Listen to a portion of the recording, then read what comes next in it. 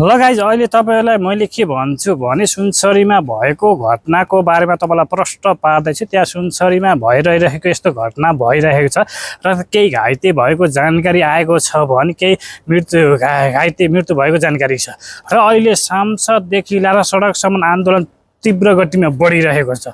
तीव्र गतिमा र अहिले सांसदमा उठाएका सांसदहरूले अहिलेका सांसदले के उठाएका छन् भने भदौ र 23 र 24 गतिको घटना तपाईँले जिम्मा ल्याउनुपर्छ भन्ने व्यक्तिले अहिले यो सुनसरी घटना तपाईँले जिम्मा ल्याउने कि नल्याउने भनेर प्रश्न गर्नुभएको छ।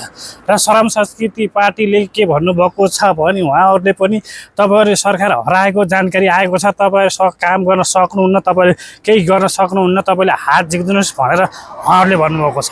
र अब तपाईँलाई कस्तो लाग्छ? तपाईँ नयाँ साथीहरू हुन्छ यस्ता यस्ता कुरा तपाईँलाई जानकारी गराउँछु। यो भिडियो हेर्दै जानु होला, सक्दो मन पर्यो भने लाइक गर्नु, नयाँ साथीहरू फलो गर्नु होला। तपाईँलाई यस्ता यस्ता कुराहरू मैले जानकारी गराउने छु र अहिले भइरहेको यो घटनाको बारेमा पनि तपाईँलाई प्रष्ट पार्छु, हेर्दै जानु होला।